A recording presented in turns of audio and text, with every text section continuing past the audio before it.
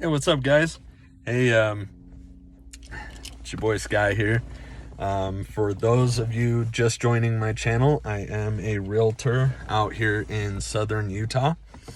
I have been a realtor for about 7 months now. I am actually going on my 5th listing appointment on the 1st of February. It's been a journey, man. I mean, really. And I'm still learning. I mean, I'm still way new. Like I say, 7 months in the business, and getting those listings. And so this will be my 6th deal that I've done.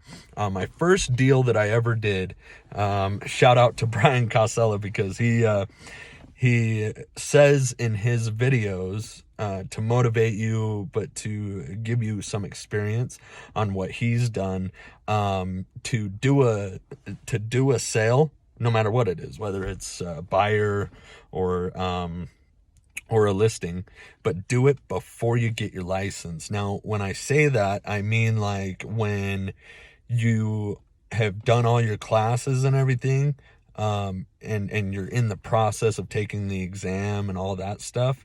The reason why I say that is just because you're going to be a lot closer to getting your license, and then that way, if anyone has any questions or anything, you've already done all your schooling, and at least you have that certificate of completion, and that to show people. But I mean, obviously it can't be under your name until you're licensed and registered with the multiple listing service. But anyway, so my first deal, you guessed it, before I even have my license, I I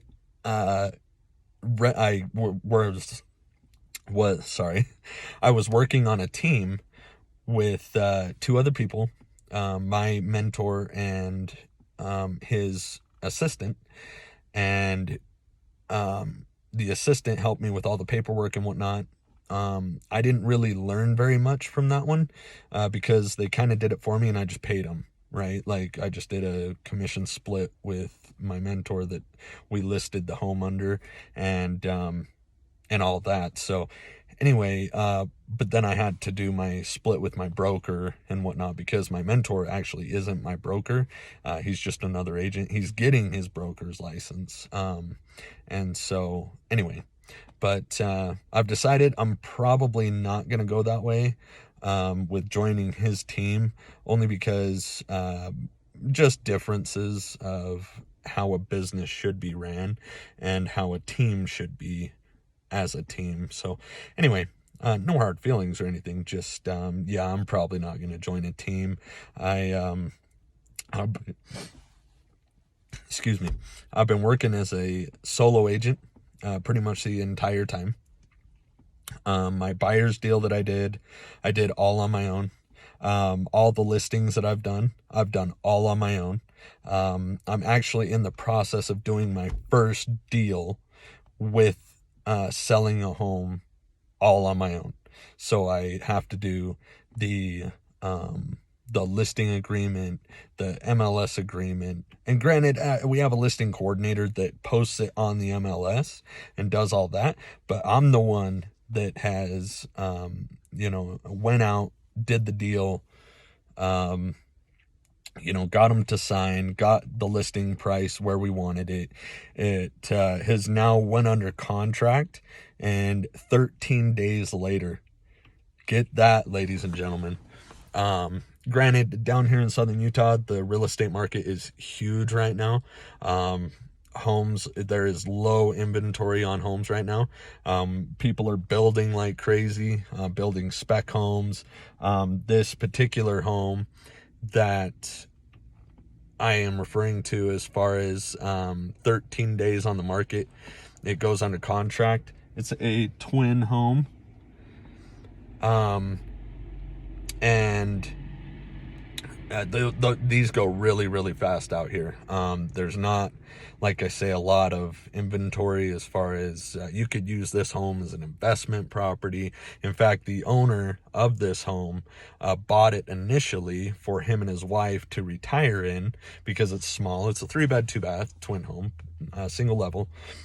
But yeah, it's just, it would be a investment for somebody. If I had the money, I would have bought it. Um, Reason being is because the homeowner is putting a little bit of money into it, which I will get into on my next video for next week.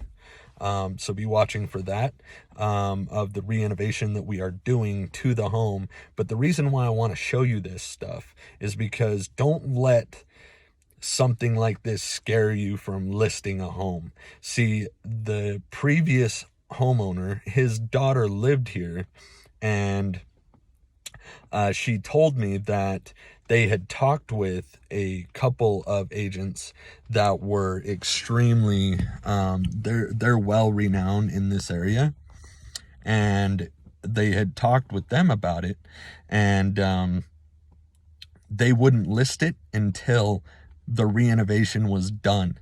Can you believe that? They straight up told her, we will not list this home until the renovation is done, completed, and that way we can take good pictures, right? Well, guess what, ladies and gentlemen? I took good pictures of how it did look, and I have this thing wrapped up pretty much. I have a very aggressive marketing strategy, but also the way my brokerage works, we all share each other's listings and stuff like that. So they have helped me out get it with some exposure and whatnot. But ultimately, it was, my expertise to list it to sell. See, they wanted this home sold as soon as possible, and we listed it in the middle of December, which is, right in the middle of the holidays. And that is the absolute worst time for real estate to, to list if you're, thinking about listing a home that's, way overpriced. I'm actually sitting on a listing that is a little bit overpriced. It's just location of why it's listed so high. But yeah, so I mean, just keep that in mind. Even that statement right there of listing it during the holidays, though, don't let that scare you either. Like, it didn't scare me. This house, I had actually bought a TV from them for our kids through the holiday. For Christmas, and she was moving, and I asked her, that's kind of what set the tone for me to ask her, well, hey, were you renting here? Were you, do you own it? She's like, no, we own it. I was like, oh, well, I don't see a sign out front. Do you have a realtor? And she's like, no, we wanted to use so-and-so, but they're, kind of an asshole, and but then the other agent that we talked with, they wouldn't list it because they wanted the renovation done first and then to call them. And I was just like, what? I'm like, well, here's my card. And then I went straight into, the script of, pretty much how soon do you have to have the home sold? Like, what, I just went into a bunch of questions with her about it and got to know her a little bit, let her feel comfortable with me and whatnot. And then I set the appointment right there. Got the appointment for that next Monday because it was on a weekend, and boom, got the contract signed, got the MLS agreement signed. I came and took pictures, I think the next day, could have been. My fiance, she came in and took great pictures, and I am very fortunate that way, to have some help there. I know I'm going to have to start hiring out for photography and whatnot, but anyway, yeah, so I just wanted to do this quick video just to give you guys kind of an update on my listing and what I'm doing as far as that goes. But then, like I say, keep an eye out for the next video. I'm going to show you the renovation, which Also, I was going to mention on this particular listing, my broker said it best.